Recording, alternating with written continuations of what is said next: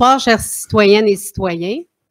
Je déclare la séance du Conseil du 19 juin ouverte. Il est présentement 19 h. Je répète, chers citoyens et citoyennes, en entrée de jeu, j'ai choisi de m'adresser à vous avant le début de la séance afin de faire le point. Je me sens redevable envers vous, chers citoyens et citoyennes, en tant que mairesse, de veiller à la bonne marche du Conseil, mais également de l'administration municipale. C'est mon rôle.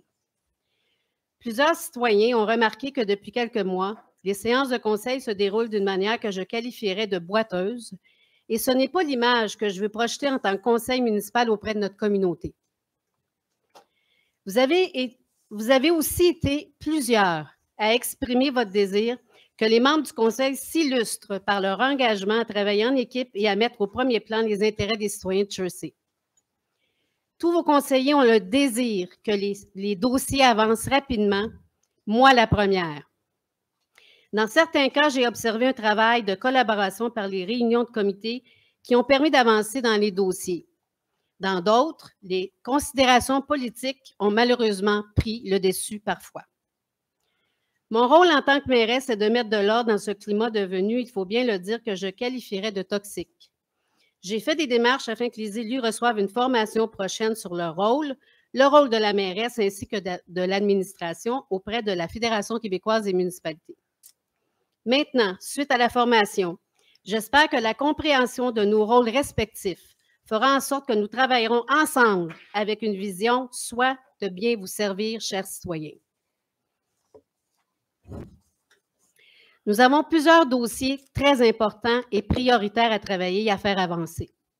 C'est dans une optique de collaboration tous ensemble que nous y arriverons et Chersey mérite que nous mettions tous les efforts pour être reconnus comme une municipalité innovante tout en respectant les budgets concernant les dossiers qui sont travaillés et qui seront travaillés. À compter de maintenant, je vais assumer mon rôle de mairesse en contrôlant davantage le déroulement des séances du Conseil afin de faire respecter le décorum. Puisque c'est mon rôle en tant que présidente de l'Assemblée, je donnerai ou non la parole aux élus, et ce, en temps opportun. J'accorderai la parole aux élus en fonction de ce qui est requis, par exemple. Les conseillers disposeront d'1 minute pour s'exprimer s'il y a lieu. Cela dit, je tiens à rassurer tous les citoyens et citoyennes que, nonobstant les difficultés à travailler en harmonie avec parmi certains membres du Conseil, les dossiers avancent dans les comités. Les finances sont gérées adéquatement et contrôlées surtout comme il se doit dans les règles de l'art. Merci beaucoup de votre attention.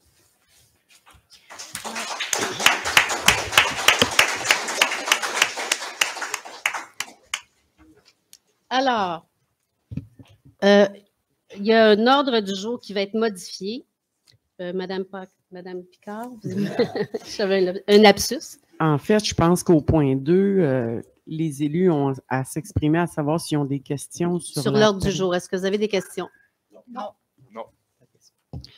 Oui, donc au point 3, Mme Joly, c'est l'adoption de l'ordre du jour. Exactement, puis modifié. C'est ça. En retirant le point 17 et en reportant le point 42. Est-ce que tout le monde est d'accord? Oui. Oui. Le point 17. Proposé par Annie. Pardon. 27. Oui. Okay, pardon. Le point 27 et le point 42. Je ne sais pas, j'ai entendu 17. Le point 17 étant très, très important. C'est 27. Alors, qui propose? On recommence. Annie. Annie. Et secondé par? C'est toi. Jonathan. C'est toi. Moi, Richard. Je suis désolé, je ne peux pas appuyer puisque le point concernant le dépôt du rapport sur le portrait des unités de gestion écologique, moi je crois qu'à 78 mois de 2030, on devrait se presser d'avoir cette information-là disponible, mais je vais laisser mes collègues. Alors, qui va seconder? Richard. Est-ce que tout le monde est d'accord? Oui. Résolu à la majorité. Non. Unanimité. Le point 4. Unanimité. Majorité. Approbation des procès-verbaux des séances précédentes. Juste à être sûr, mais je suis désolée, Mme Joly. J'ai vu Mme Léveillé lever la main. Est-ce qu'elle était contre? Non, j'étais pour. Tu étais pour? Vous étiez pour? Je suis désolée. Oui, non, c'est correct. Voilà. Alors, on passe au point 4, approbation des procès-verbaux des séances précédentes. Donc, il est demandé au Conseil d'approuver les procès-verbaux des séances ordinaires du 17 avril et du 15 mai 2023, des ouvertures de soumission du 2 et 19 juin et des séances extraordinaires du 26 avril, 1er, 2, 5 et 10 mai, telles que rédigées. Proposé par, Sylvain Lévesque. secondé par. Richard Laitue. Est-ce que tout le monde est d'accord? Oui. Oui. Résolu à l'unanimité. Le point 5, désignation de Mme Monique Picard à titre de directrice générale et trésorière, greffière trésorière par intérim.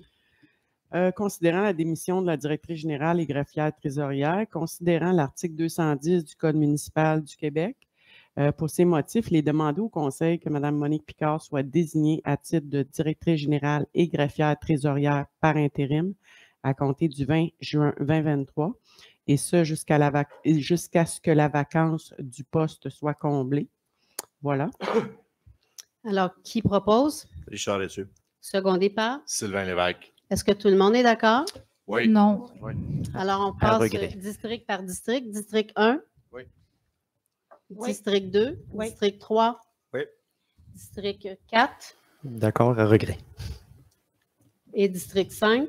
Non, j'ai un propos malaise à ce que Mme Picard parte comme directrice, étant un emblème depuis 23 ans, donc je ne suis pas d'accord. Oui. Alors, mon Moses de voyage. Alors, c'est résolu à la majorité. Pas Christy, je te donne. Le point 6, affectation de Mme Picard au poste de directrice du service du greffe. Considérant la vacance au poste de direction du service du greffe par le départ de Mme Mylène Maillé, pour ce motif, il est demandé au Conseil que Mme Monique Picard soit désignée à titre de directrice du service du greffe à compter du 20 juin 2023. Alors, qui propose? Richard Laitue. Secondé par. Sylvain Lévesque. Est-ce que tout le monde est d'accord? Oui. Oui. Oui. Résolu à l'unanimité. Le point 7, finalement, c'est une requête auprès des instances gouvernementales concernant le programme PAFMAN. Le programme PAFMAN, c'est le programme de subvention qui est donné lors de réhabilitation des barrages. Alors, si vous me permettez, c'est long un peu, mais je désire le lire quand même. Considérant que les changements climatiques s'accélèrent, que les événements météo extrêmes se multiplient et que, selon les experts, il y aura davantage de fortes précipitations puisque l'air plus chaud pourra emmagasiner une plus grande quantité d'eau. Considérant que la municipalité de Chersey compte 58 barrages de diverses contenances, dont 15 appartenant à la municipalité, et que tous ont atteint un stade de détérioration avancée et nécessitent des réparations urgentes qui totaliseront plusieurs millions de dollars. Considérant que la municipalité de Chersey se trouve par conséquent dans une situation unique qui la désavantage en ce qui concerne certaines dispositions des programmes d'aide, PAFMAN.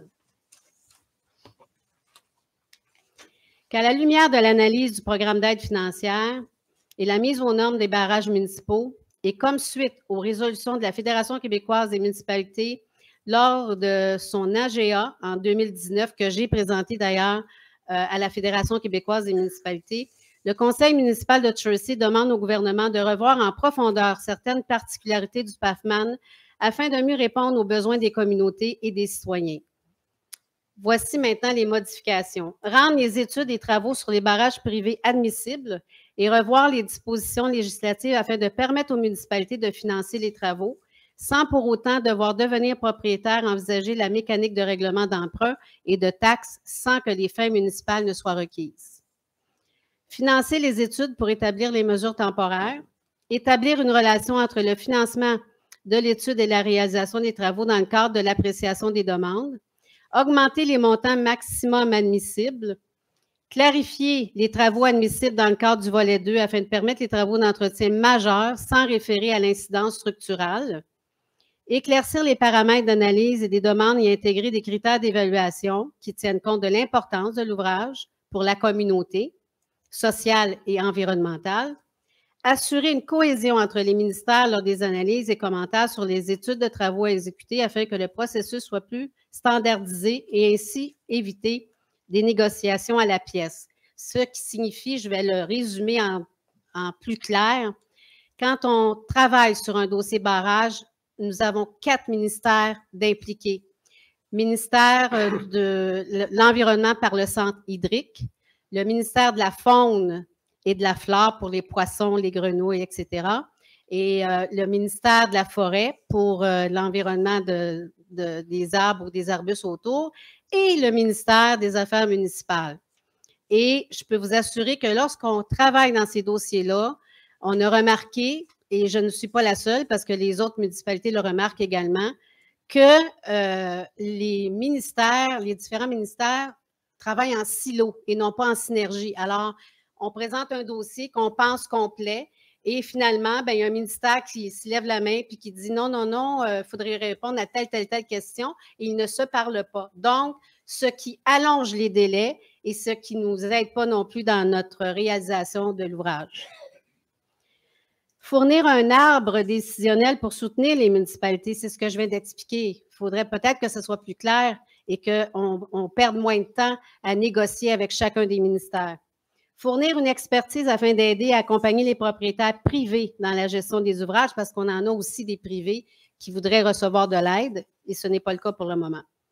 Que copie de la présente résolution soit transmise au cabinet du premier ministre, M. François Legault, ainsi qu'au cabinet du ministre de l'Environnement, de la lutte contre les changements climatiques, de la faune des parcs, M. Benoît Charette. Alors voilà, puis j'ai eu la chance de côtoyer ces députés et ministres-là, pas plus tard que cette semaine. Mercredi, il y avait le sommet de l'environnement organisé par la table des préfets et toute la région de la Naudière, les élus, les maires, mairesses et d'autres instances étaient présentes. Il y avait au-dessus de 170 personnes dans la salle. Et on a eu la visite du ministre Charette et j'ai eu la chance de lui serrer la main droit dans les yeux et je vais m'assurer de rencontrer son attaché politique. Et j'ai fait le tour de tous les attachés politiques parce que ce dossier-là m'interpelle. Pour vous, les citoyens, les membres du Conseil, c'est la même chose. On est aux prises avec ces dossiers problématiques et prioritaires dans notre municipalité et il faut qu'ils comprennent qu'on est une municipalité unique pour le nombre de barrages qu'on a dans notre municipalité. C'est nous, malheureusement, qui a le plus grand nombre de barrages à travers la province de Québec. Alors, je veux vraiment pousser le dossier pour vous tous, puis le Conseil est bien d'accord avec ça. Oui. Alors, qui va proposer qu'on donne ces documents-là aux attachés politiques et aux ministres concernés? Qui propose? Valérie Léveillé. Secondé par? Richard là-dessus. Est-ce que tout le monde est d'accord? Oui. Résolu à l'unanimité. Le point 8, vente de gré à gré, terrain municipal, le lot 3 660 501. Donc, on est dans le district 1, considérant l'offre d'achat présentée à la municipalité de Chersey par M. Stéphane Descoteaux et Mme Ginette Guinard en date du 19 mai. Considérant que la valeur du terrain inscrite au rôle d'évaluation est de 1 700 $, considérant que la cession de ce terrain par la municipalité ne cause aucun préjudice aux autres propriétaires limitrophes, pour ces motifs, il est demandé au Conseil d'accepter l'offre d'achat pour le lot 3 660 501 aux conditions qui y sont inscrites au prix de 1 700 $ plus taxes. Qui propose? Jean-Guy.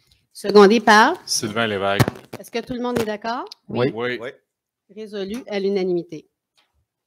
Le point 9, vente de gré à gré, terrain municipal, le lot 4 935 064.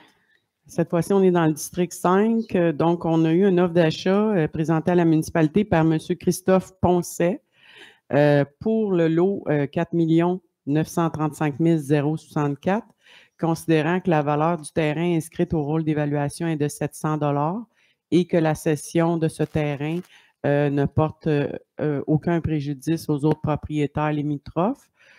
Pour ces motifs, il est demandé au Conseil d'accepter l'offre d'achat pour le lot 4 935 064 au prix de 700 $ plus taxes. Alors, qui propose? Valérie Léveillé. Secondé par? Richard là-dessus. Est-ce que tout le monde est d'accord? Oui. Résolu à l'unanimité. Le point 10, vente de gré à gré, terrain municipal, le lot 3 660 845. Donc, on est dans le district 1. On a reçu une offre d'achat par M.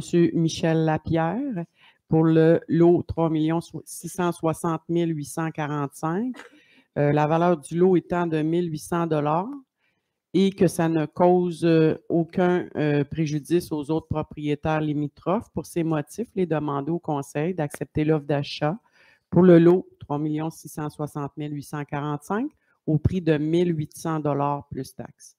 Alors, qui propose? Jean Guy. Secondé par? Sylvain Lévesque. Est-ce que tout le monde est d'accord? Oui. Oui. Résolu à l'unanimité. Le point 11, vente de gré à gré, terrain municipal, le lot 4 747 464. On est dans le district 4. Nous avons reçu une offre d'achat par M. Richard Claveau et Mme Suzanne Gravel. La valeur du terrain est de 3 400 au rôle d'évaluation. La cession de ce terrain ne cause aucun préjudice aux autres propriétaires limitrophes. Pour ces motifs, il est demandé au Conseil d'accepter l'offre d'achat pour le lot 4 747 464 au prix de 3 400 plus taxes. Alors, qui propose? Valérie Léveillé. Secondé par? Jonathan Théoret. Est-ce que tout le monde est d'accord? Oui. Oui. Résolu à l'unanimité. Le point 12, vente de gré à gré, terrain municipal, le lot 5 110 388. On est dans le district 3. Nous avons reçu une offre d'achat par Mme Mélissa Pellado et M. Ghislain Schmitt pour le lot 5 110 388. La valeur au rôle d'évaluation est de 5 500 et évidemment, la cession de ce terrain ne cause aucun préjudice aux autres propriétaires limitrophes. Donc, pour ces motifs, il est demandé au Conseil d'accepter l'offre d'achat pour le lot 5 110 388 au prix de 5 500 plus taxes. Qui propose? Richard Dessus. Secondé par? Annie. Est-ce que tout le monde est d'accord? Oui. Résolu à l'unanimité. On est rendu au point 13. Autorisation, Mme Monique Picard, de procéder à un mandat pour la compagnie Alliance Ressources Humaines, la firme de recrutement, dans un dossier. Donc, il est demandé au Conseil d'autoriser la directrice générale et greffière trésorière à mandater la firme Alliance Ressources Humaines pour procéder au recrutement d'un candidat au poste de directeur, directrice générale et greffier, greffière, trésorier, trésorière. Voilà. Alors, qui propose? Richard Dessus. Secondé par? Annie. Est-ce que tout le monde est d'accord? Oui. Oui. Résolu à l'unanimité. Le point 14, l'embauche de Mme Nathalie Toddy, préventionniste incendie au service d'incendie sécurité publique. Donc, il est demandé au Conseil que suite à la recommandation du directeur du service incendie et sécurité publique, que la municipalité procède à l'embauche de Mme Nathalie Toddy à titre d'employée à temps partiel au poste de préventionniste du service incendie et sécurité publique. La date d'entrée en fonction est fixée au 20 juin 2023. Est-ce que tout le monde... qui propose? Valérie Léveillé. Secondé par? Richard Dessus. Est-ce que tout le monde est d'accord? Oui. Oui. Résolu à l'unanimité. Le point 15, c'est une embauche à entériner. Mme Charlie Doyle-Véronneau, agente de bureau remplaçante pour un congé de maternité au service d'urbanisme et d'environnement. Donc, il est demandé au Conseil d'entériner l'embauche de Mme Charlie Doyle-Véronneau au poste d'agente de bureau pour le service de l'urbanisme et de l'environnement avec le statut d'employée remplaçante sujet aux dispositions de la convention collective. La date d'entrée en fonction comme employée remplaçante est le 5 juin 2023. Alors, qui propose? Jonathan Théoret. Secondé par? Valérie Léveillé. Est-ce que tout le monde est d'accord? Oui. Oui. Résolu à l'unanimité. Le point 16, embauche de Mme Julie Boucher, employée à l'essai, agente de bureau, service des finances. Donc, il est demandé au Conseil que la municipalité procède à l'embauche de Mme Julie Boucher au poste d'agente de bureau pour le service des finances avec le statut d'employé à l'essai, sujet aux dispositions prévues à la convention collective. La date d'entrée en fonction, désolée Mme Joly, est le 26 juin 2023. Alors, qui propose? Annie. Secondé par? Richard Dessus. Est-ce que tout le monde est d'accord? Oui. Oui. Résolu à l'unanimité. Le point 17, embauche de 2 patrouilleurs, services d'urbanisme et environnement. Il est demandé au Conseil que la municipalité procède à l'embauche de M. Vladimir Victor et de Mme Marie-Lou Terrien à titre de patrouilleurs municipaux pour le service de l'urbanisme et de l'environnement avec le statut d'employé à l'essai, sujet aux dispositions de la convention collective. La date d'entrée en fonction de M. Victor est le 24 juin et celle de Mme Marie-Lou Terrien est le 10 juillet 2023. Alors, vous comprendrez que c'est la patrouille qui avait été vraiment attendue par tous les citoyens et par le Conseil également. Alors, on est bien content d'embaucher les 2 patrouilleurs et je précise que ça va être géré à l'interne et non pas par une compagnie externe. À ce moment-là, on a plus de contrôle sur les opérations et on va baser nos décisions par la suite parce qu'on va avoir des faits concrets suite à ce que les patrouilleurs vont nous donner comme rapport à la fin de la saison. Alors, qui propose? Richard là-dessus. Secondé par? Jonathan Théoret, avec grand plaisir. Est-ce que tout le monde est d'accord? Oui. Oui. Résolu à l'unanimité. On passe au point 18. Aide financière, politique de reconnaissance et de soutien aux organismes pour l'école Saint-Théodore de Chersey.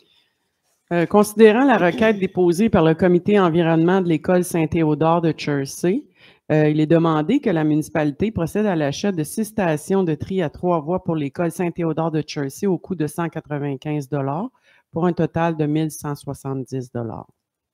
Alors, qui propose? Annie. Secondé par? Valérie Léveillé.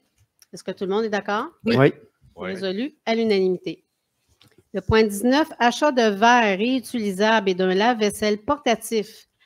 Concernant le lieu, c'est à la Belle Église pour les spectacles et c'est avec le service de loisirs et de culture. Il est demandé au Conseil de procéder à l'achat de verres réutilisables du fournisseur Gagnon-Lévesque au coût de 1 563 $ et d'un lave-vaisselle portatif du fournisseur J.C. Perrault au coût de 899 $ pour un montant total de 2 462 $, plus taxes et installations si applicable. Alors, les articles serviront lors des représentations du spectacle à la Belle Église, puis on évite qu'il y ait trop de verres de carton concernant, je pense, notre préoccupation de l'environnement. Ça va être des verres qui vont être lavables par le lave-vaisselle portatif. Alors, qui propose? Annie. Secondé par? Sylvain Lévesque. Est-ce que tout le monde est d'accord? Oui. Résolu à l'unanimité. Le point 20. Achat de canons portatifs. On ne s'en va pas en guerre, là. L'Arsenal CMP Maillé, Service d'incendie et sécurité publique, abrogation de la résolution 2023-162. Considérant que suite à la résolution 2023-162 qui octroyait l'achat de canons portatifs, il n'a pas été possible de prendre livraison des items par le fournisseur concerné. Pour ces motifs, il est demandé que la municipalité abroge la résolution 2023-162 adoptée à la séance ordinaire du 17 avril 2023 et procède à l'achat de 2 canons portatifs pour le service incendie et sécurité publique du fournisseur L'Arsenal au coût unitaire de 3 010 $ chacun pour un montant total de 6 020 $. Alors, j'ajouterais que la somme est disponible au Fonds général de la municipalité. Alors, qui propose? Richard là-dessus. Secondé par? Sylvain Lévesque. Est-ce que tout le monde est d'accord? Oui. Oui. Oui. Oui. Résolu à l'unanimité. Le point 21, achat de trousses de premiers soins, cardio-choc, service incendie, sécurité publique.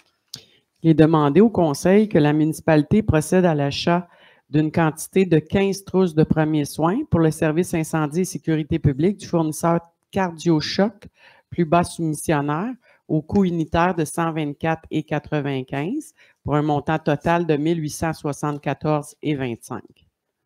Plus taxes si applicable. Plus taxes si applicable. Alors, qui propose? Annie. Secondé par? Valérie Léveillé. Est-ce que tout le monde est d'accord? Oui. Oui. Résolu à l'unanimité. Le point 22, octroi de contrat CIMI Incorporé, réparation de la chargeuse Hyundai, celle qui est de 2006. Considérant la demande de prix G23033, il est demandé au Conseil d'octroyer à la compagnie CIMI Incorporée, plus bas soumissionnaire conforme, le contrat pour procéder aux travaux de réparation du pivot central de la chargeuse Hyundai 2006 au coût de 12 081,59 $, plus taxes si applicable. Qui propose? Jean-Guy. Secondé par? Sylvain Lévesque. Je précise qu'il est important de la réparer maintenant parce que ça coûterait beaucoup plus cher si elle brise dans le futur. Le point 23, octroi de contrat Faut Faut carrosserie. voter, faut Madame voter. la Ah, mairesse. faut C'est voter, pas je grave. m'excuse. Qui propose? On le fait. On le fait, je recommence. Qui C'est propose? Jean-Guy.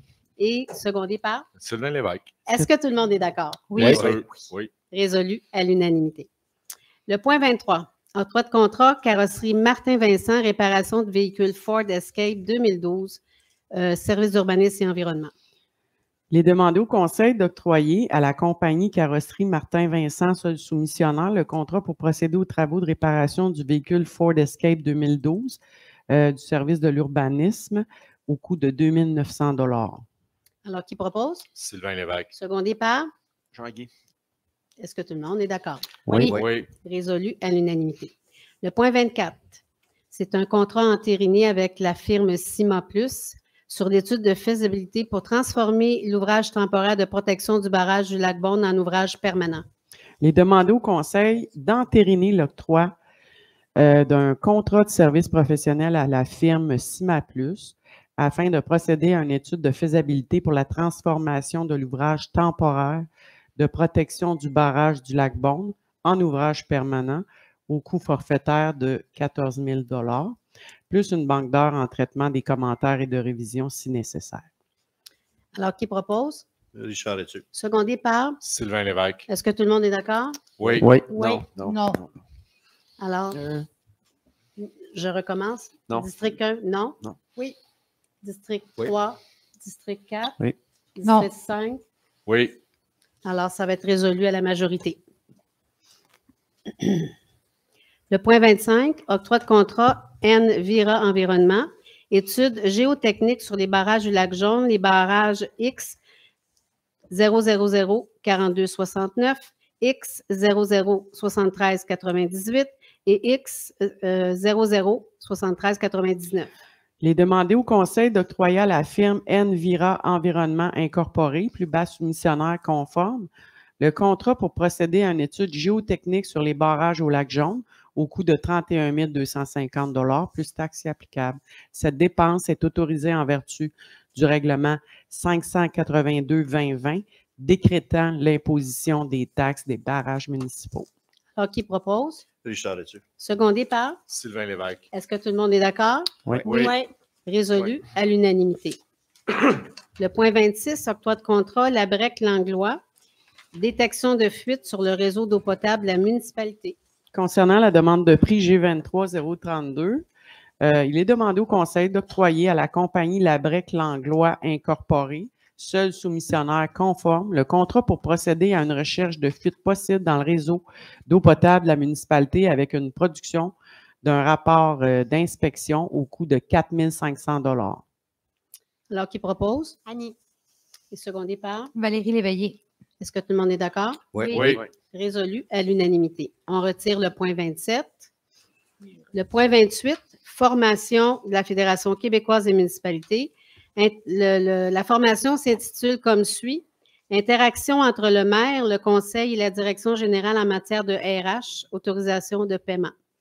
Il est demandé au Conseil, il est demandé que les membres du Conseil soient autorisés à assister à une formation en présence offerte par la FQM, Fédération des Québécoises des municipalités, intitulée, comme vous l'avez dit, Interaction entre le maire, le Conseil et la direction générale en matière de RH, et de défrayer à cette fin un montant de 1 500 $ plus taxes et frais du formateur avec matériel didactique.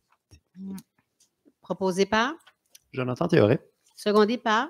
Valérie Léveillé. Est-ce que tout le monde est d'accord? Oui. Non. Monsieur Jean-Guy, est-ce que je passe... Moi, je dirais non. Je n'ai pas vraiment regardé ça là. C'est un point, c'est un nouveau point, ça. Il était à l'heure du Il jour. était là. Il était à l'ordre du jour. OK. Moi, je vais y aller pour la formation. Tu es d'accord? Bon, ouais. Annie? Ah, moi, j'ai dit oui. Jonathan? Yes. Oui. Non. Alors, résolu à la majorité. Le point 29, autorisation de paiement des comptes progressifs numéro 1, Monco Construction AP 23004, travaux de mise aux normes de l'avenue des Chouettes. Il est demandé au Conseil d'autoriser le paiement à la firme Monco Construction d'un montant de 6 282,69 relativement aux travaux de mise aux normes de l'avenue des Chouettes. Alors, qui propose? Sylvain Lévesque. Secondé par? Valérie Léveillé. Est-ce que tout le monde est d'accord? Oui. Oui. Oui. Résolu Oui. à l'unanimité. Le point 30, autorisation de paiement des comptes progressifs numéro 2, parallèle 54, expert conseil, service professionnel en remplacement du ponceau de l'avenue Burton. Il est demandé au Conseil d'autoriser le paiement à la firme Parallèle 54 Expert Conseil d'un montant de 4 599 relativement au service professionnel en lien avec les travaux de remplacement d'un ponceau sur l'avenue Burton. Maintenant, qui propose? Sylvain Lévesque. Secondé par? Ben, Est-ce que tout le monde est d'accord? oui. Oui. Résolu à l'unanimité. Le point 31, nomination d'un membre au comité consultatif d'urbanisme pour le district 4. Il est demandé que le Conseil procède à la nomination de M. Marc Gingras à titre de membre du comité consultatif d'urbanisme, et ce pour une durée de 2 ans. Qui propose? Jonathan Théoret. Et secondé par? Annie. Est-ce que tout le monde est d'accord? Oui. Oui. Résolu à l'unanimité. Le point 32, période de questions des dérogations mineures. Est-ce que quelqu'un dans la salle a des questions concernant les dérogations mineures? Alors, je présume qu'on peut procéder. Le point 33, demande de dérogation mineure, 2570 croissant du 9e, le lot 5 110 730 dans le district 4. Considérant que le comité consultatif d'urbanisme a reçu une demande pour le 2570 croissant du 9e concernant la possibilité de permettre une marge latérale de 3,21 mètres plutôt que de 4,5 mètres, considérant que cette demande ne portera pas atteinte à la jouissance des propriétaires voisins, considérant que cette demande est réalisée en bonne foi et en amont du projet d'agrandissement du bâtiment principal, considérant qu'il y a présence d'un affleurement rocheux important en cour latérale gauche du bâtiment. Pour ces motifs, il est demandé que suite à la recommandation du comité consultatif d'urbanisme, le conseil municipal accepte la demande de dérogation mineure pour le 2570 croissant du 9e. Alors, qui propose? Jonathan Théoret. Secondé par? Jean-Guy. Est-ce que tout le monde est d'accord? Oui. Résolu à l'unanimité. Le point 34, demande de PIIA dans le secteur du lac Clermoutier, le lot 6 385 831 dans le district 4. Considérant que le comité consultatif d'urbanisme a reçu une demande pour le lot 6 385 881, 831, situé sur le chemin du lac Clermoustier, concernant la possibilité de permettre la construction d'un bâtiment principal de type résidentiel dans le secteur de PIIA du lac Clermoustier, considérant que les travaux d'excavation sont prévus à proximité du lac Clermoustier, considérant qu'il y a absence d'informations quant à l'installation d'une enseigne, mais que la majorité des critères d'évaluation ont été respectés. Pour ces motifs, il est demandé que suite à la recommandation du comité consultatif d'urbanisme, le conseil municipal accepte la présente demande de plan d'implantation et d'intégration architecturale, secteur du lac Clermoustier, pour le lot 6 385 831, situé sur le chemin du lac Clermoustier, conditionnel à ce qu'une barrière en sédiment avec membrane géotextile et un bassin de sédimentation ou tout autre moyen de mitigation jugé adéquat soit exigé lors de la construction du bâtiment principal et que les critères concernant l'enseigne soient consolidés au sein du permis pour la construction du bâtiment principal. Alors, qui propose? Sylvain Lévesque. Secondé par? Jonathan Théoret. Est-ce que tout le monde est d'accord? Oui. Oui. Résolu à l'unanimité.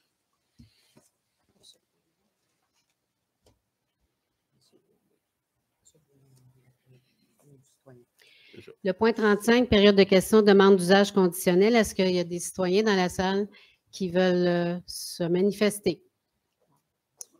Pierre, est-ce que tu peux emmener le micro, s'il vous plaît? Ouais, ça va être dans la...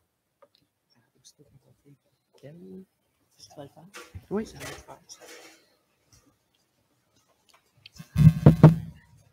Bonjour. Bonjour. Alors, je me présente, je suis Stéphanie Paquette. J'habite au 571 rue des Arbrisseaux, donc la maison voisine de la résidence qui est au point 36. Donc, qui fait en ce moment une demande d'autorisation de résidence touristique. J'ai déjà écrit à la ville, donc à certains conseillers d'entre vous, ainsi qu'à vous, Madame la mairesse, pour m'opposer. Je voudrais déposer aujourd'hui une pétition, une petite pétition, ce n'est pas une très grande pétition, il y a à peu près 20 personnes qui ont signé, mais ce sont tous des résidents autour du lac en question, le lac Castor, où se situe la résidence. Est-ce que vous me permettez, Madame Joly? On va intervenir tout de suite, Madame OK. Paquette. Si vous pouvez me remettre votre pétition, mais je pense que le Conseil va voter incessamment sur le sujet. Puis ils ont décidé de refuser. Donc, Bon. mais on va prendre votre On pétition. va prendre la quand même. pétition. Parfait. Mais on ne tient jamais rien pour acquis. Là, donc. Oui. Effectivement. On vous remercie. Merci beaucoup. Alors, finalement, le point 36, demande d'usage conditionnel au 571 rue des Arbrisseaux. Est-ce qu'il y avait d'autres personnes dans la salle qui avaient d'autres commentaires à ajouter concernant les demandes d'usage conditionnel? Non.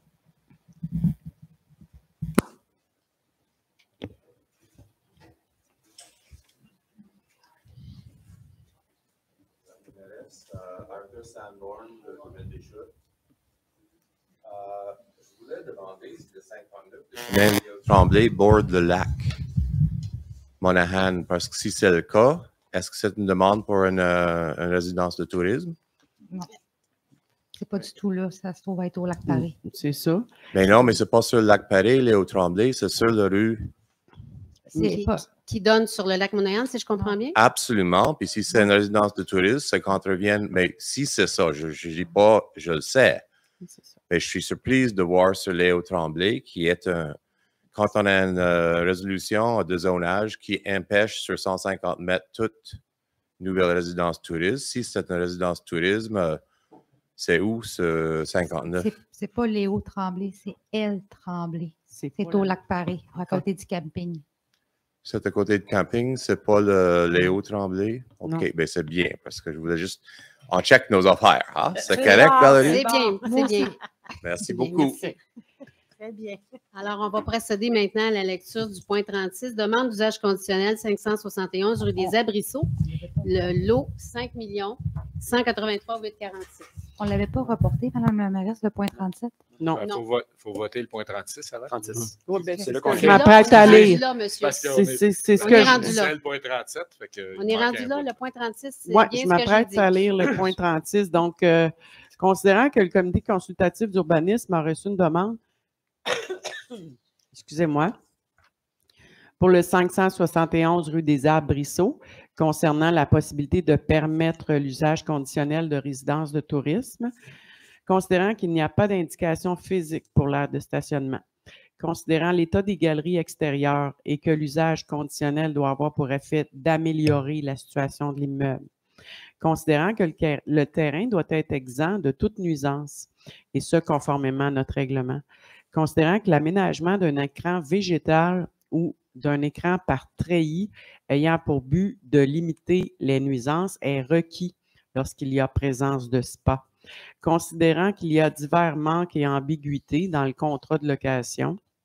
et que des modifications doivent être apportées à ce dernier, considérant que la bande de protection riveraine doit être conforme à notre réglementation en vigueur, considérant la faible distance de l'usage conditionnel sollicité et le milieu résidentiel environnant, considérant qu'une zone tampon constituée d'éléments naturels denses d'environ 5 mètres de profondeur n'est pas aménagée sur le lot afin de permettre d'isoler visuellement le bâtiment et les aires d'utilisation, considérant que l'usage conditionnel sollicité pourrait compromettre la qualité de vie des citoyens de l'environnement immédiat et limitrophe, considérant que les critères du règlement sur les usages conditionnels ont été majoritairement non respectés. Pour ces motifs, il est demandé que suite à la recommandation du comité consultatif d'urbanisme, le conseil municipal refuse la demande d'usage conditionnel pour le 571 rue des Arbrisseaux, le lot 5 183 846 concernant l'exploitation du bâtiment principal à titre de résidence de tourisme. Alors, qui propose? Annie. Et secondé par? Richard Dessus. Est-ce que tout le monde est d'accord? Oui. Résolu à l'unanimité. Le point 37, demande d'usage conditionnel au 59 chemin L. Tremblay, lot 4 935 655 dans le district 5. Considérant que le comité consultatif d'urbanisme a reçu une demande pour le 59 chemin L. Tremblay concernant la possibilité de permettre l'usage conditionnel de résidence de tourisme, considérant qu'il n'y a pas d'indication physique pour l'aire de stationnement, les divers manques et ambiguïtés dans le contrat de location, l'usage conditionnel doit avoir pour effet d'améliorer la situation de l'immeuble, l'état et la qualité des matériaux du bâtiment principal, considérant le rapport obtenu concernant l'état de l'installation sanitaire, considérant que les espaces d'agrément extérieurs doivent être localisés de façon à minimiser les nuisances, considérant que le terrain doit être exempt de toute nuisance conformément à notre réglementation, considérant que les critères du règlement sur les usages conditionnels ont été majoritairement non respectés. Pour ces motifs, il est demandé au Conseil que suite à la recommandation du comité consultatif d'urbanisme, en fait, le comité consultatif d'urbanisme acceptait la demande, mais le Conseil refusait la demande. Ben oui, il m'a fini par y arriver. Là. Il refusait la demande, mais le Conseil désire surseoir afin d'obtenir des informations supplémentaires. Oui, effectivement, le Conseil a décidé de surseoir cette demande. Alors, qui propose? Richard Dessus. Secondé par? Annie. Alors, est-ce que tout le monde est d'accord à surseoir? Oui. Résolu à l'unanimité. Je veux vraiment mettre quelque chose au clair. Oui. C'est le Léo Tremblay. Et j'aimerais ça qu'on vérifie si c'est, oh oui, c'est le Tremblay, c'est le même qui arrive finalement sur notre lac. OK. On va faire les vérifications. Je ne suis pas tout sûr que c'était 150 On va vérifier. Alors, on va vérifier. Monsieur Sandborn, on sursoit. Alors, je viens avec ajouter ça à votre Non. soir, là, vérifiez vraiment c'est vous, parce que c'est vrai que c'est pas le camping de Lac-Marie, c'est entre le camping et notre lac. J'aimerais ça qu'on vérifie. Ça va être vérifié, Monsieur Sandborn. Merci.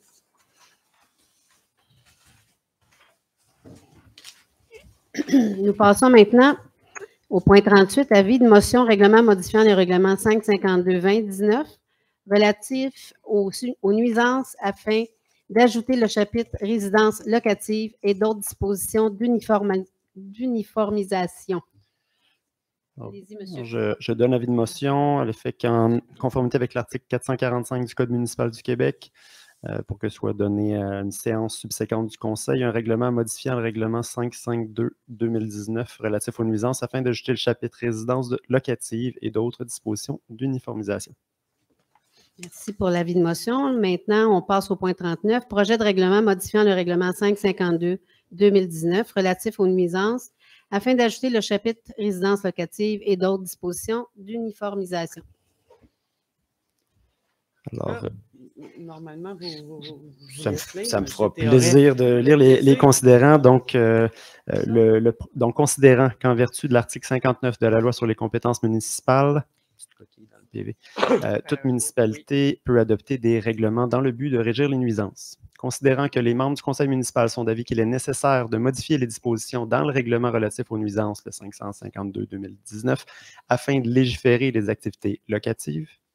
Considérant que l'ajout d'une patrouille municipale viendra encadrer la pratique locative sur le territoire et assurer un environnement sain où il fait bon vivre. Deuxième petit coquille, l'accent. Parfait.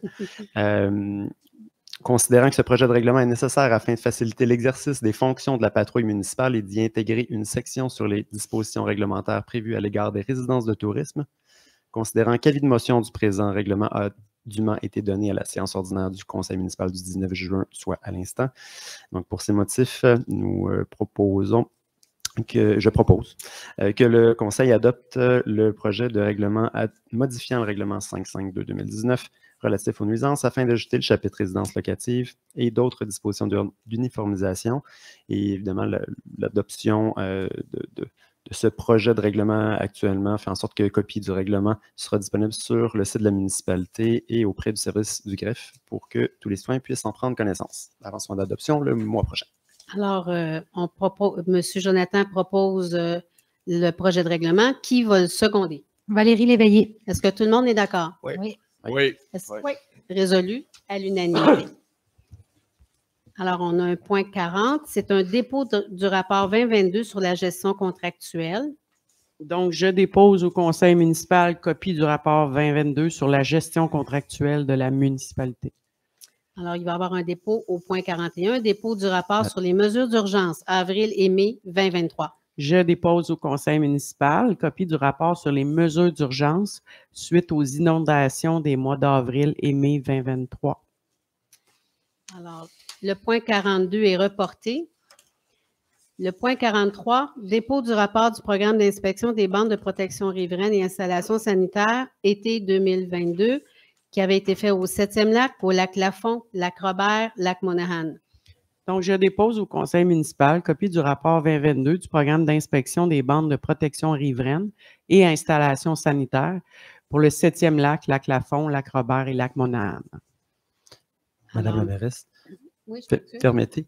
Tout simplement mentionner que, évidemment, les dépôts de rapports qui sont ici, je pense que c'est un super bel exercice de transparence de la municipalité. C'est des rapports qui Effectivement. donnent de l'information qui est pertinente, puis notamment le premier de ceux qui viennent de déposer maintenant, là, celui sur la gestion contractuelle. Il y a un hyperlien qui est disponible en ligne dans la section affaires municipales, appel d'offres et contrats, où tous les contrats de plus de 25 000 sont référencés. C'est un bel exercice, c'est disponible pour les citoyens, ça se trouve en ligne sur le site de la municipalité.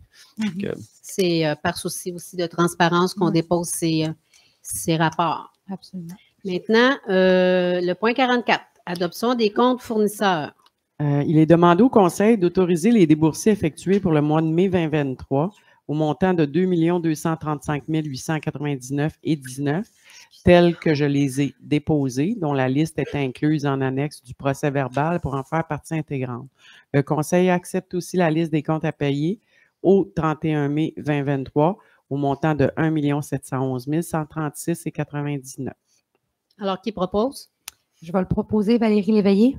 Secondé par? Richard là-dessus. Est-ce que tout le monde est d'accord? Oui. Résolu Oui. à l'unanimité. Alors, point 45, dépôt de l'état des activités financières. Je dépose au conseil municipal l'état des activités financières pour la période du 1er au 31 mai 2023. Alors, on est rendu au point où la mairesse vous informe. J'ai quelques points intéressants.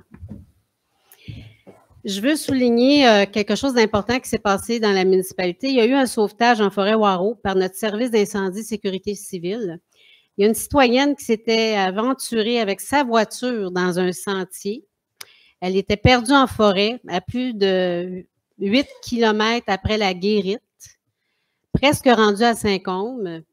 Elle a eu un bris de panne à l'huile sur son véhicule qui est un CRV. Ça l'a laissé un petit peu paniquer, voyez-vous. Elle a appelé les secours. Nos pompiers se sont rendus à l'endroit avec le côte-à-côte que nous avons acquis il y a quelque temps, le véhicule côte-à-côte.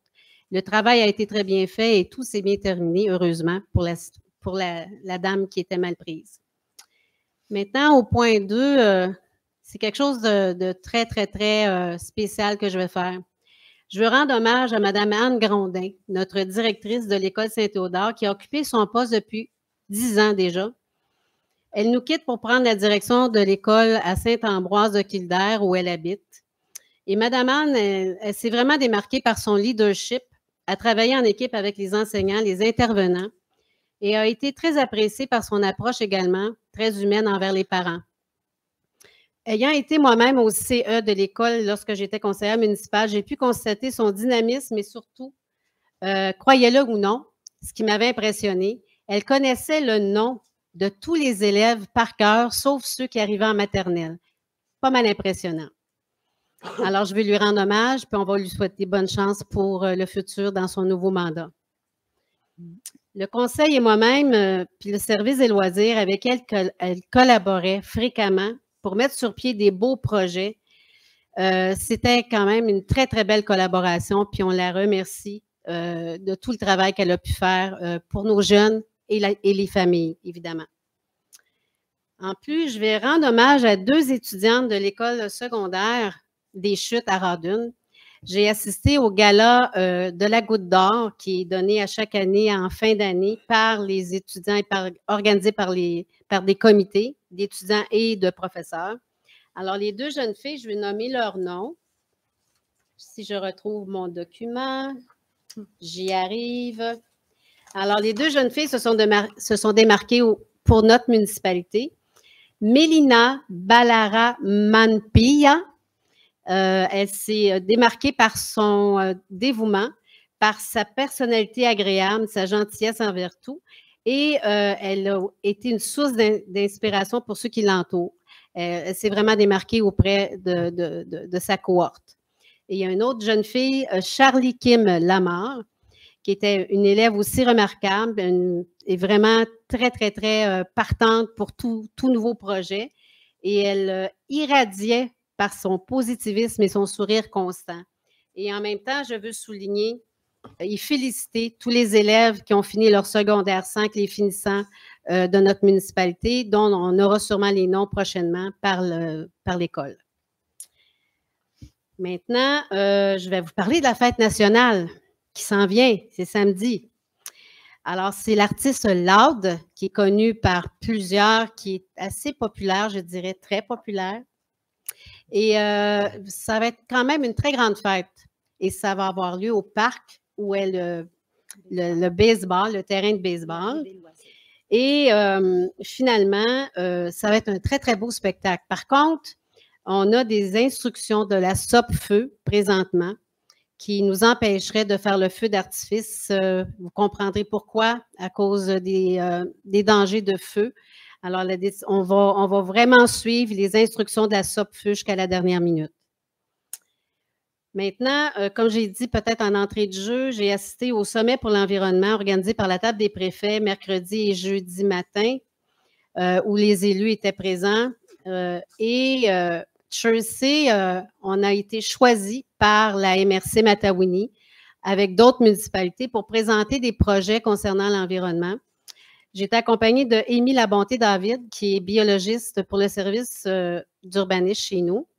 Et on a présenté 2 projets. On faisait partie d'un panel, puis on a présenté 2 projets, dont un qui s'appelait les petits ambassadeurs du recyclage, en collaboration évidemment avec une classe de notre école.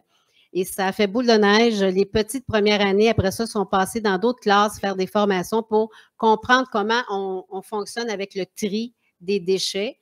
Et évidemment, ils ont eu de l'influence sur les parents par la suite. Fait que ce projet-là a été vraiment bien reçu de toute l'assistance. Puis l'autre projet, c'était la forêt nourricière en lien avec le village nourricier, où va avoir place à notre futur four à pain. Et on a parlé aussi du frigo partage. Et c'est sûr que c'est en lien avec le village nourricier. Alors, la forêt nourricière, c'est sur la rue principale. Et puis, Mme Annie Bastien a travaillé sur ce projet-là. Frigo partage, Mme Léveillé aussi. Donc, avec les citoyens, ils ont travaillé fort et ça va être bien intéressant de voir comment va fonctionner notre forêt nourricière. Le but de la forêt nourricière, c'est de rendre accessible des fruits, finalement, des petits fruits et d'autres espèces. Et est-ce que je peux laisser la parole à Annie là-dessus? Oui, je voudrais juste ajouter là, que j'ai pas travaillé fort. Désolée, là, c'est vraiment un comité de citoyens. Qui vraiment ont travaillé très, très fort. Je veux vraiment pas avoir de bravo, là, pas du tout. C'est à eux que je lève mon chapeau, bravo, d'avoir vraiment terminé ceci. Plantation, dans le fond, le terrain est commencé, puis vendredi, ils vont commencer la plantation, alors je leur lève vraiment mon chapeau. Merci. Oui, mais en fait, on précise que le projet Village nourricier a vraiment débuté en grand en 2019 et c'est vraiment une initiative citoyenne par beaucoup de citoyens qui se sont impliqués et qui s'impliquent encore dans ce projet-là. Et le but du Village nourricier, c'est bien sûr d'offrir éventuellement à tous nos citoyens une nourriture saine et abordable. Ils travaillent fort dans ces projets-là et les citoyens, il y en a qui sont impliqués dans plusieurs comités à travers même la Nodière. Alors, félicitations à ceux qui se sont impliqués. Maintenant, le dernier point, Souligner, je vais continuer si vous voulez bien. tel que notre directeur de chef de sécurité incendie nous le disait tout à l'heure, peut-être juste une précision là-dessus, si vous permettez. Bien, oui, allez-y. Donc, simplement pour souligner là, que il y a non seulement les feux d'artifice, mais également l'ensemble des feux qui sont interdits sur l'ensemble du territoire s'il n'y a pas de part étincelle. Donc, c'est quand même une précision.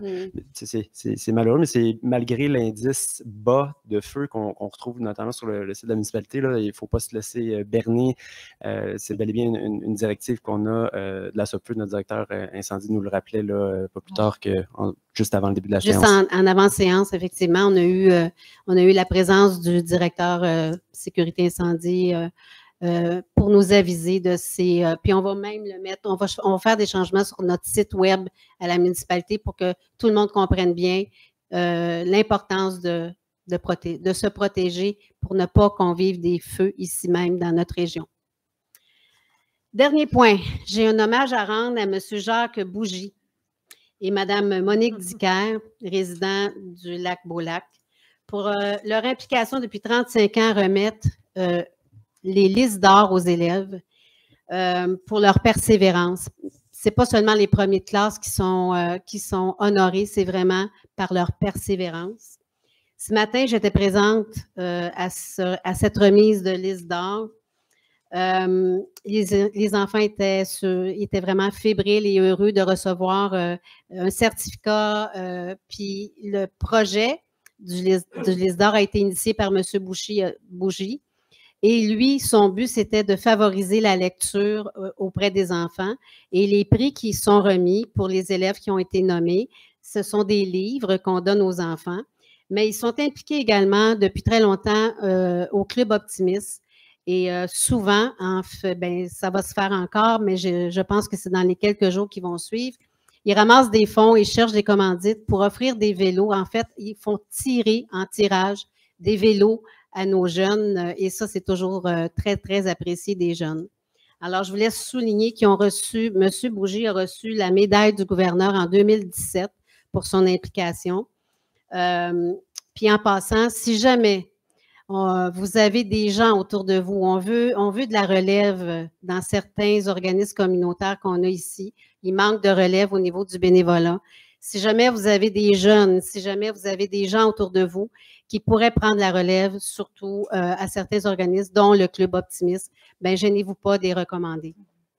Alors, c'était tout pour ce soir pour le mot de la mairesse. Je vous remercie de votre patience. Je vous remercie de votre présence. Voilà. Madame Joly, est-ce qu'on peut, je peux à mon tour vous remercier? On ne le fait pas souvent, on ne félicite pas souvent notre mairesse. Est-ce que je peux prendre 2 minutes? Allez-y.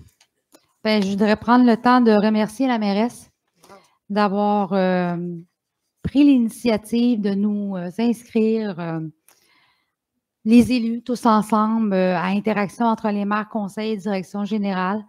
J'apprécie énormément ce geste-là. Je trouve que je vous remercie. Je voulais prendre vraiment 2 minutes pour vous dire que je vous remerciais pour ce geste-là.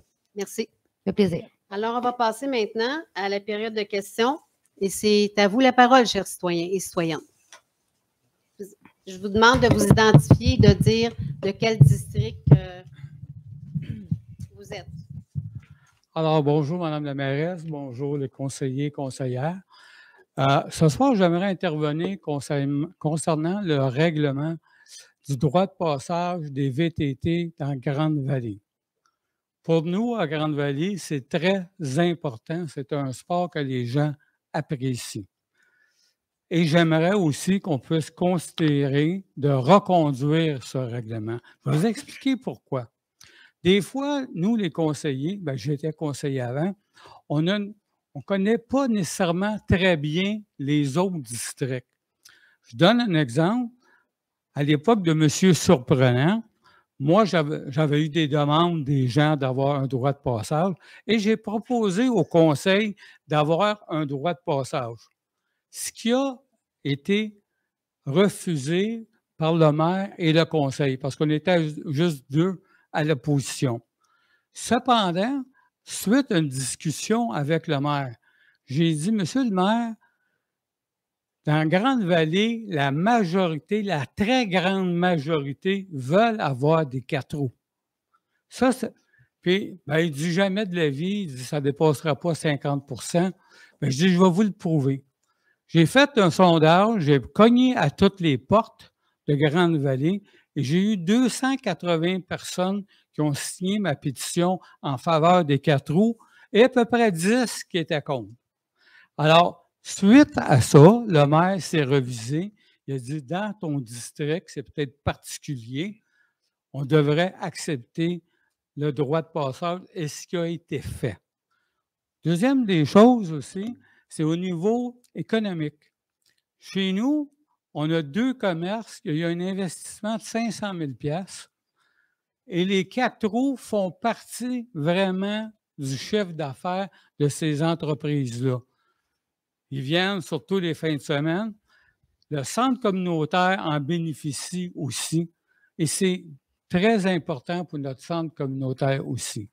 Alors, j'espère que vous allez considérer ou peut-être mieux vous informer dans le district 5, qui est dans la partie Grande-Vallée, comment les gens aiment les 4 roues.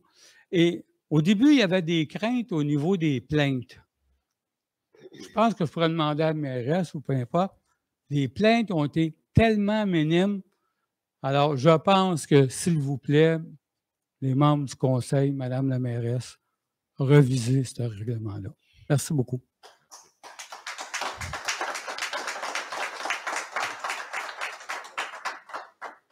Est-ce qu'il y a d'autres questions?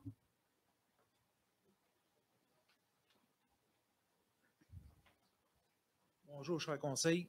Sébastien Pronovo, district 4. On sait que le district 4 est mal découpé. Moi, je suis collé sur le district 5. Ouais, excusez. Levez votre micro, s'il vous plaît. OK. Moi aussi, je viens parler pour les VTT, mais pas seulement pour le club. Moi, je suis citoyen permanent. Je suis chasseur-pêcheur. Je me rends pratiquement à tous les semaines dans la forêt Ouaro, que ce soit pour nourrir les bêtes que je vais chasser, que ce soit pour aller chasser et même les trapper. Présentement, si je suis la réglementation, je dois mettre le trailer en arrière du camion, le 4 roues sur le camion, faire un détour de 18 km, me rendre à ma cache, quand je peux le faire en 4 km si je pars de chez nous en 4 roues. Okay? Ça, c'est mon outil de travail, c'est mon outil de trapper. Ma question, parce que beaucoup, quand il arrive des choses qui interviennent avec Grande-Vallée, il y a beaucoup de spéculation qui se fait sur Internet. Énormément. Autant de la part de la ville, autant de la part du club. Okay? Je vais vous poser une question à chacun d'entre vous pour qu'on soit clair et précis.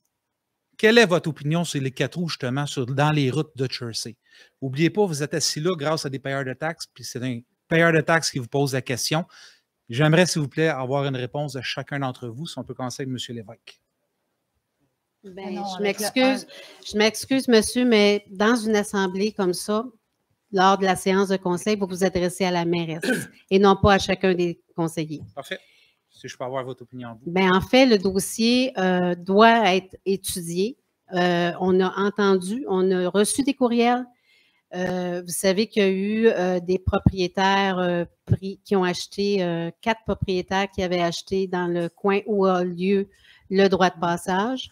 On doit se rencontrer avec tous les intervenants qui sont impliqués dans ce dossier-là et on va le faire rapidement. On va inviter tous les intervenants avec le conseil et on doit réétudier le dossier. C'est là notre position. Je comprends, mais moi, ce que je vous demande, c'est votre opinion à vous. Qu'est-ce que vous pensez des VTT? Je n'ai pas d'opinion personnelle à vous livrer ce soir, mais je vous dis que c'est en conseil. Je ne peux pas parler au nom du conseil. On doit se rencontrer avec les intervenants pour discuter du dossier en toute transparence. On va inviter tout le monde qui sont impliqués dans le dossier. Parfait. En gros, vous ne voulez pas répondre à vos citoyens de votre opinion personnelle.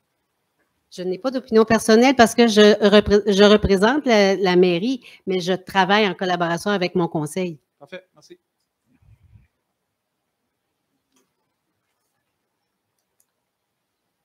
Françoise Marceau, district 1, présidente de l'Association des propriétaires du Lac-Beaune. On ne parlera pas trop du barrage ce soir, mais on trouvait important de vous remettre l'ensemble de la pétition lors de l'envoi de la mise en demeure là, pour vous demander de réhabiliter le chemin du Lac-Beaune. Il y avait une trentaine de noms qui avaient été associés à la mise en demeure parce qu'on l'avait envoyé par 2-3 jours avant pour demander aux gens de signer là, par Internet. Mais depuis, il y a d'autres gens qui se sont ajoutés. Puis, il n'y avait pas l'adresse non plus des personnes qui signaient. Alors, je vous remets une pétition de 65 personnes qui a été signée par Internet. Donc, qui considèrent, ce n'est pas l'ensemble des propriétaires qui ont été rejoints, parce que certaines personnes, on n'a pas leurs coordonnées Internet. Donc, mais c'est 65 personnes qui espèrent que le chemin du Lac-Beaune va être réhabilité, si possible avant la mi-juillet. Alors, c'est certain qu'on tient compte aussi du fait que Jean-Guy nous a annoncé à la réunion de district qu'il allait travailler dans la perspective avec les travaux publics, avec M. Lévesque, pour essayer de réhabiliter. Avec le comité barrage, je précise, parce que c'est vraiment un dossier qui s'est imbriqué l'un dans l'autre. Alors, c'est que tout le monde y travaille, mais que tout le monde travaille à faire en sorte que nous ayons un chemin, parce que nous sommes très, très craintifs. On pense que ça va être difficile de faire en sorte que le Batardeau devienne un barrage cette année, avec toutes les étapes qui sont prévues dans le cheminement du dossier. Merci, Mme Marceau. Est-ce qu'il y a d'autres questions dans la salle?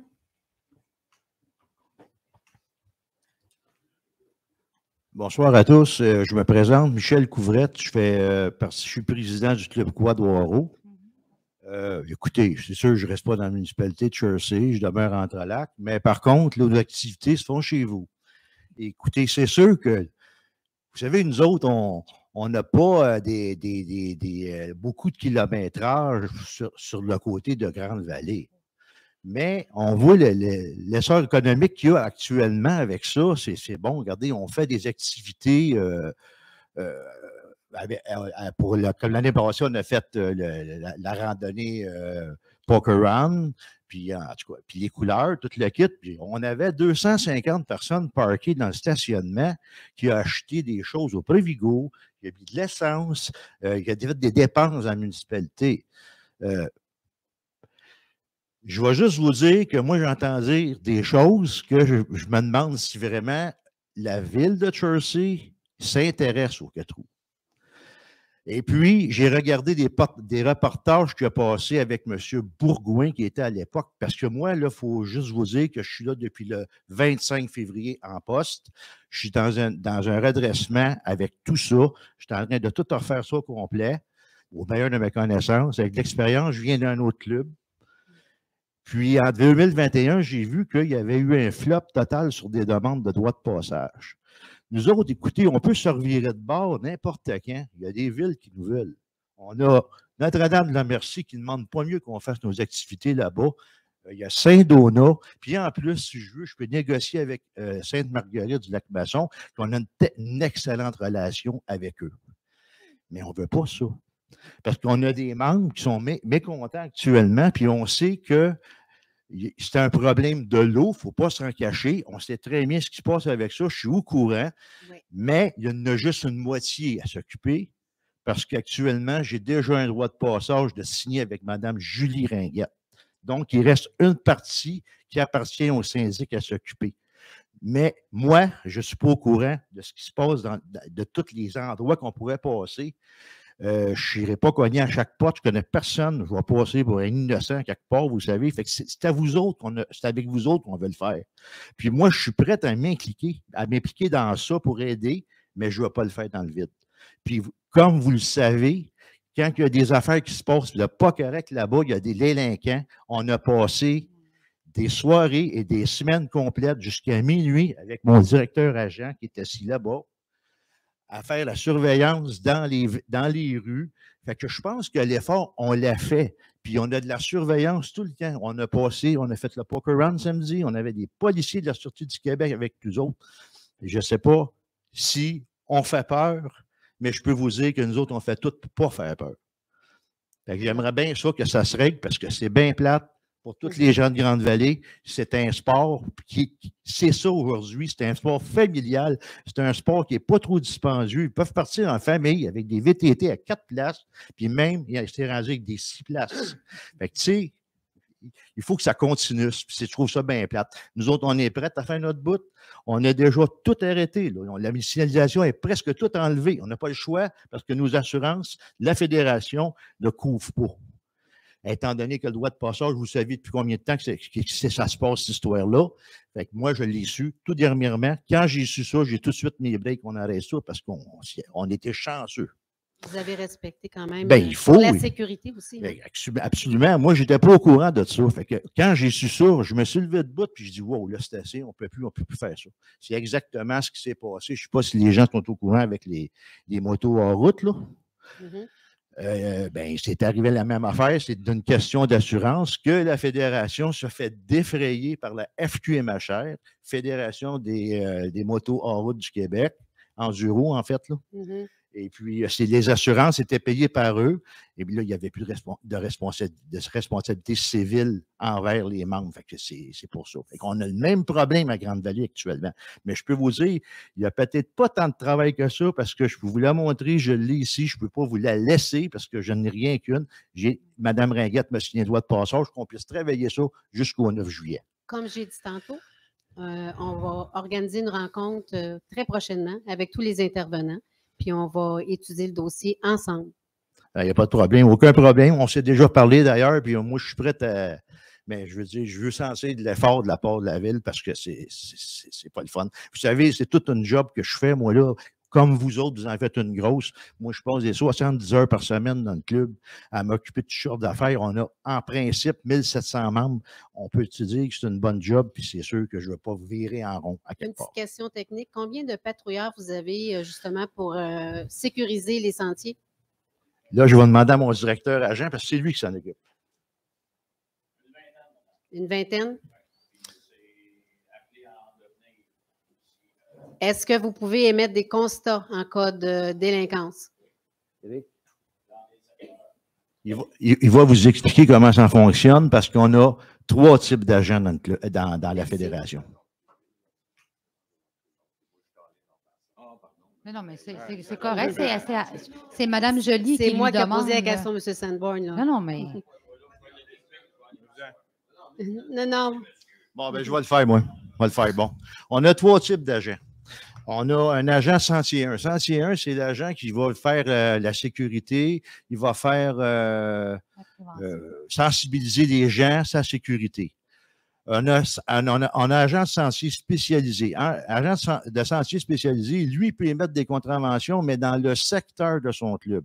Il ne peut pas déroger de son secteur. Exemple, on fait tout notre secteur, nous autres, Paradis-du-Quad. Il ne peut pas aller à Saint-Côme. Mais puis, une chose qui est bien importante de dire, la contravention, ce n'est pas nous. On l'émet, puis elle est validée par la Sûreté du Québec. Fait que c'est pas nous. Le 3e type d'agent qu'on a, ça fait partie de la fédération, c'est agents provinciaux. Eux sont amenés à aller dans tous les clubs de la province de Québec au complet. Eux peuvent émettre des Absolument. Puis, dans notre club à nous, on a actuellement 4, si je ne me trompe pas. On a 4 agents provinciaux qui ils viennent faire des interventions en agents spécialisés. Mais sauf que, tu sais, on s'entend dessus, les autres, les articles de loi, ils les connaissent par cœur. Fait que quelqu'un qui arrive, qui interpelle quelqu'un, mettons que c'est bien compris. Puis aussi, on est toujours dans le touristique à quelque part. Tu sais, on n'est pas des polices, on ne veut pas faire ça, parce qu'il faut penser qu'un jour ou l'autre, la petite personne qu'on a arrêtée, on va le rencontrer dans le village. On ne veut pas se faire péter nos vitres. C'est un petit peu ça. C'est comme ça que ça fonctionne au niveau des agents. Puis, la Sûreté du Québec, bien sûr, comme là, ce samedi, en fin de semaine, pas samedi, mais dimanche, on a une grosse fin de semaine chargée. On avait l'Impact. L'Impact, ça, c'est la Sûreté du Québec qui viennent 2 ou 3 fois par année, puis ils viennent faire des blitz, puis eux autres, ben là, ils ne se gênent pas bien faire des contraventions. Il faut que ça calme les nerfs un peu. Oui, de toute façon, je reçois les copies de contraventions, le nombre de contraventions, pas les copies, mais le nombre. Alors, je vous remercie, M. Couvrette. Ça fait plaisir. Alors, comme je vous ai dit, il va y avoir une réunion qui va être cédulée avec tous les intervenants dans le dossier. C'est parfait, puis moi, je suis disponible. Quand vous allez le like, il n'y a pas de problème, on va s'arranger. Merci. Madame Joly, est-ce que, juste avant, puisque c'est dans mon district, est-ce que vous me donnez un petit 2 minutes, s'il vous plaît? 1 minute. Excellent. Rapidement. Donc, juste pour bien comprendre, là, parce qu'il y a beaucoup de rumeurs qui se passent de gauche à droite, là. En fait, il y a des citoyens qui ont acheté un bout de chemin, puis on s'est rendu compte que ces chemins-là n'étaient pas des chemins ou c'était des chemins privés. Donc, il n'y avait pas de droit de passage. Donc, M. Couvrette a été excellent au niveau de la prévention des assurances, d'enlever les affiches pour pouvoir sécuriser le Club Quad à ce niveau-là. Et il faut comprendre que ce n'est pas la municipalité qui est en faute. En fait, il n'y a pas personne qui est en faute, c'est que des chemins, dont des marronniers, qui est au syndic présentement. Donc, personne ne peut avoir de droit de passage. Donc, je voulais juste mettre ça au clair que correct. Je pense que des deux côtés, présentement, on travaille à mettre ça bien aux normes. Alors, merci. Monsieur Sandborn, allez-y. C'est encore moi, mais bonne chance avec ça parce que c'est important, hein, concilier ces affaires-là avec les citoyennes et vice-versa parce que c'est des activités qui existent. Puis moi aussi, mais je ne suis pas là-dessus. Là. Fait que ceci étant dit, le 59 Léo-Tremblay est à 260 mètres du lac Monaghan, d'après Google. Et le mètre. Et le règlement, ah oui, oui, oui. Non, je vous le jure, là. Mais je vais juste vous dire... le camping de lac Paré, Mme Léveillé, n'est pas à 1500 pieds de notre lac, OK? Et est entre le camping et notre lac. Mais je suis allée donc, je veux juste être clair, je ne veux pas avoir de débat avec Mme Léveillé, là. Les distances sont importantes. Le règlement dit 1500 pieds de notre lac, ce qui est près de 500 mètres. Et pour juste vous démontrer que ce n'est pas de niaisage, le problème, c'est qu'un des conflits qu'on a eu sérieux avec une résidence tourisme, comme on n'a pas d'accès au lac, au Forêt-Waro, le résident sur le lac, au bout de Léo Tremblay, justement, Elle Tremblay, il y a une résidence touriste qui a envoyé ces gens-là dans la forêt à travers son terrain. Mm-hmm. Et on a ajouté, c'est ça le genre de problème qu'on a avec les résidences touristes, c'est comme un... Fait que je n'ai pas intervenu là-dessus pour faire de troubles. Je pense qu'il y a un règlement, puis ce serait bien que ce soit respecté, c'est tout. Hein? C'est ce qu'on va faire, M. Sandborn. Je vous l'ai dit tantôt, on va regarder le dossier de très près. C'est ça. Mais je ne parlais pas à travers mon chapeau, j'ai vérifié, il y a un problème. L'autre question, Mme Picard, si je comprends bien, tu as comme démissionné, mais tu restes en poste en attendant ta remplaçante ou quelque chose. Est-ce que c'est ça qui est arrivé? Parce que c'est difficile à suivre, le point 5 et 6, si on n'est pas dans le secret de l'interne.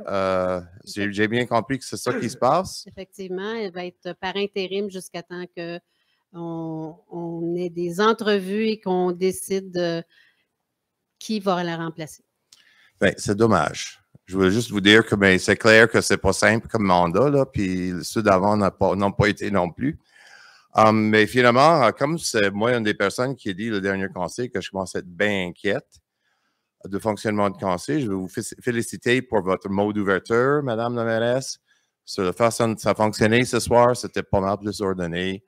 Je vous souhaite bonne chance dans la formation que vous prévoyez, mais c'est sûr que ça ne peut pas tout régler, ça. C'est prendre un peu d'attitude, de changement d'attitude de certaines personnes. Ça va être un work in progress en bon québécois. Ça va être... c'est la première étape. C'est ça. Fait que je voulais vous souhaiter bonne chance avec ça. Puis vous souligner que je trouve que le conseil a bien fonctionné ce soir par rapport à d'autres. Merci. Puis je vous souhaite vraiment bonne chance avec les VTT parce qu'il faut trouver des solutions. C'est ça qu'on fait chez nous. C'est toujours compliqué.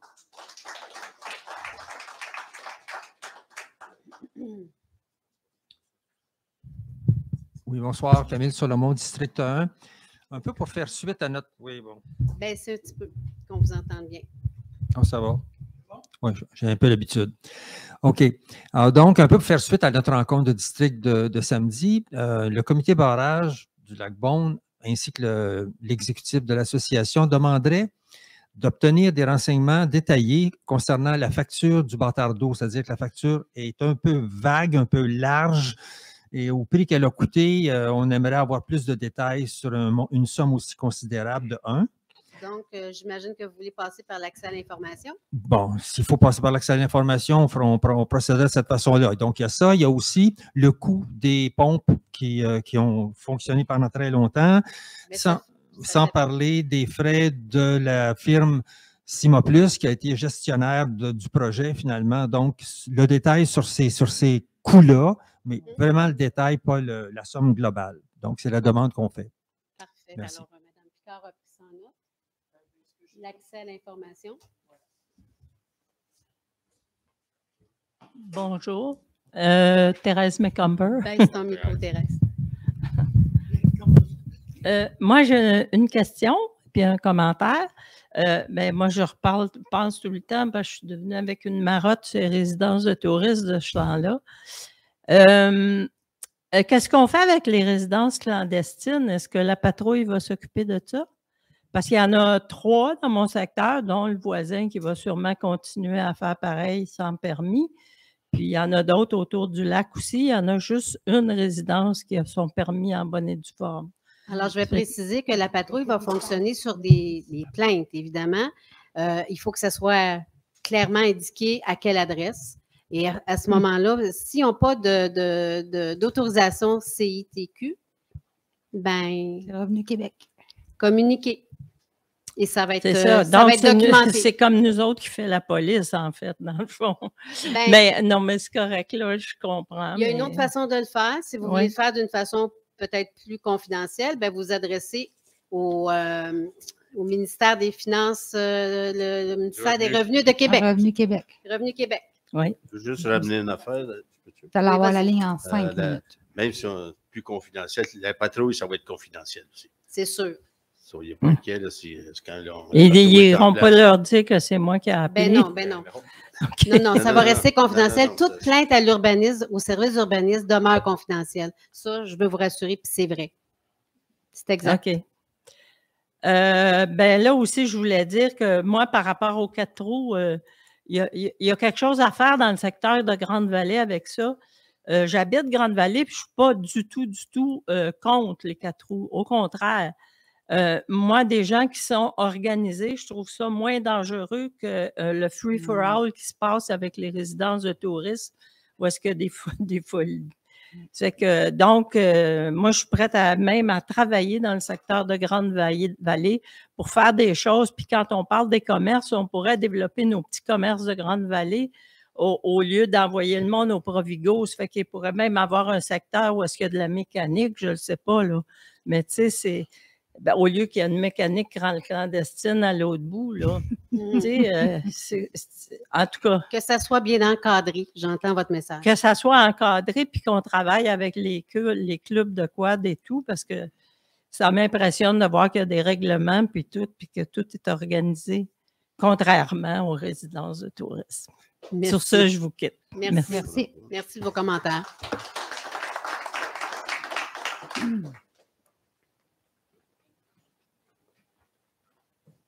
Encore moins. N'ayez pas peur, c'est pas pour les VTT cette fois. Est-ce que la Ville peut faire quelque chose en place? On a vu pendant la COVID, il y a beaucoup de terrains qui se sont vendus, ont été défrichés, puis là, c'est resté comme ça. Ça a détruit le paysage. Je ne sais pas s'il existe quelque chose, si la Ville peut mettre quelque chose en place lorsqu'ils viennent chercher un permis pour défricher, qui ait un temps à respecter pour commencer la construction. Sinon, on n'a pas défriché. Dans mon coin, Bonaventure, il y en a plusieurs. Il y en a plusieurs, hein? Oui. C'est Croissant Bonaventure, Grande-Vallée, Croissant Bonaventure, il y en a plusieurs comme ça. Ça a été défriché. Depuis que la COVID est partie, les étrangers sont partis, puis c'est resté comme ça. Je suis venu m'installer en forêt parce que j'aime la forêt, j'aime voir la forêt, puis là, c'est ça qu'on voit. C'est malheureux. Allez-y, M. Théorin. En fait, peut-être je partage cette préoccupation-là vivement. Puis c'est sûr que les conditions en place d'un point de vue municipal font en sorte que pour pouvoir défricher, il faut d'abord avoir le permis. Ben oui. Donc, il y a des délais à respecter entre le moment où un permis est obtenu et la construction. Donc là, s'il y a des résidences qui ont des propriétés qui n'ont pas respecté ces conditions-là ou qui n'avaient pas de permis pour procéder, ça peut être une bonne idée de le signaler au cas par cas. Je ne sais pas si c'est une idée aussi peut-être de leur mettre une amende. Si vous ne bâtissez pas, vous avez défriché, peut-être une amende à payer pour payer les dommages qui ont été faits à la nature. On a bien pris note, monsieur. Merci beaucoup, Merci. M. Pronovo. J'entendais le commentaire concernant le défrichement qui se fait. Je ne sais pas si vous avez des plaintes concernant l'émondage, si on peut appeler ça ainsi, que les émondeurs de l'Hydro-Québec ont fait dans les derniers mois. C'est une saloperie. Dans notre coin, en tout cas, c'est scandaleux. C'est comme nous cracher dessus, finalement. Et dans plusieurs secteurs, M. Solomon, effectivement, c'est Hydro-Québec et on n'a pas le contrôle sur ce qu'ils font. Ils embauchent des sous-traitants. Et si on fait le tour de la municipalité, c'est à la grandeur de la municipalité où ils ont passé. Et on n'a pas le contrôle là-dessus, malheureusement. Mais est-ce que c'est possible, par exemple, pour la municipalité, au nom de ses citoyens, d'envoyer un communiqué à Hydro-Québec manifestant notre mécontentement global d'ensemble des citoyens concernant cet exercice-là qui est comme un mépris? Je comprends que c'était nécessaire, mais écoutez, j'en ai fait émonder, moi, des trucs, là, puis le travail était d'une propreté, alors donc, il faudrait au moins manifester notre opposition à ce genre de travail-là. Bien, en fait aussi, il y a eu des mondages faits concernant la fibre optique aussi avec des sous-traitants de Bell, évidemment, et sous-traitants peut-être de connexion Matangouini également. C'est une problématique et on a pris note. Merci. Je propose peut-être un petit court complément. C'est correct, Jonathan. Je ne vais pas vous laisser mon droit de parole. Michel Caron du secteur du lac Jasper. En fait, je voulais voir, bonsoir tout le monde, Madame la mairesse. Je voulais voir avec vous si vous avez eu l'occasion, en fait, de discuter, ou le comité barrage, de discuter de notre situation au lac Jasper. Je sais que au dernier conseil municipal, je suis venu au micro pour vous expliquer un peu notre situation. Et je voulais voir si le conseil ou le comité barrage avait eu l'occasion de se rencontrer au sujet de notre situation. Malheureusement pas encore parce qu'on avait comme quelques urgences à régler suite aux inondations et l'état d'urgence qui avait été déclaré. Fait que malheureusement, on n'a pas eu la chance de se rencontrer concernant votre dossier, mais c'est dans les cartons éventuellement. Donc, je comprends bien notre dossier sur la table. Mm-hmm. Oui. Okay. Effectivement. Bien, je vous remercie. Alors, je pense qu'il n'y a pas d'autres questions. Alors, je veux vous remercier sincèrement d'être présent à nos séances de conseil. Soyez prudents en passant. C'est la période de vacances qui commence pour plusieurs. Soyez prudents, soyez vigilants aussi. On vous demande vraiment de demeurer en vie avec nous parce qu'on a besoin de vous, les citoyens. Merci. La levée de l'Assemblée, j'oubliais. J'oubliais le fameux point important. Alors, qui propose la levée de l'Assemblée? Et qui la seconde? Alors, merci. Est-ce que c'est résolu à l'unanimité? Oui. Ben oui. Alors, merci beaucoup.